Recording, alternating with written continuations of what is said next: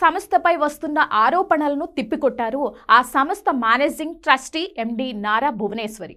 నిజాయితీ, పారదర్శక విధానాలపైనే హెరిటేజ్ను నిర్మించామన్నారు. Heritage policy, క్వాలిటీని స్వయంగా చూడాలని కోరారు. ఇందుకోసం మేము మిమ్మల్ని సంతోషంగా ఆహ్వానిస్తున్నామని చెప్పారు. ఇదే హెరిటేజ్ వాగ్దానం అంటూ భువనేశ్వరి ఒక వీడియోను రిలీజ్ చేశారు. ప్రతి ఇంటికి ఆరోగ్యకరమైన తాజా పాలు, క్వాలిటీ ఉత్పత్తులను చేరవేయడంతో పాటు ప్రతి పాడి రైతు సాధికారత సాధించేలా చేయడమే హెరిటేజ్ సంస్థ లక్ష్యమని పునరుద్ఘాటించారు. 33 ఏళ్ల ప్రస్థానంలో నాణ్యత విషయంలో ఏనాడు రాజీ పడలేదని గర్వంగా ప్రకటించారు భువనేశ్వరి. ప్రతి ఉత్పత్తి కస్టమర్ కు చేరే ముందు దాదాపు 25 రకాల క్వాలిటీ టెస్టులను దాటాల్సి ఉంటుంది అని, ప్రభుత్వ నిబంధనల కంటే కఠినమైన ప్రమాణాలను హెరిటేజ్ పాటిస్తోంది అని వెల్లడించారు.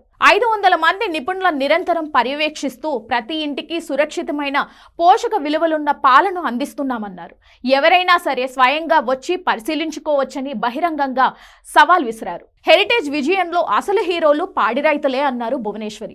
ప్రస్తుతం 9 రాష్ట్రాల్లోని సుమారు 3 లక్షల మంది రైతులతో సంస్థకు విడదీయలేని అనుబంధం ఉందని స్పష్టం చేశారు. రైతులకు సకాలంలో చెల్లింపులు, న్యాయమైన ధర కల్పించడమే కాకుండా వెటర్నరీ సేవలు, ఆర్థిక మద్దతు అందిస్తూ వారిని భాగస్వాములుగా చూస్తున్నామని పేర్కొన్నారు. రాజకీయ కక్ష సాధింపు చర్యల్లో భాగంగా వస్తున్న ఆరోపణలకు భయపడే ప్రసక్తే లేదన్నారు భువనేశ్వరి.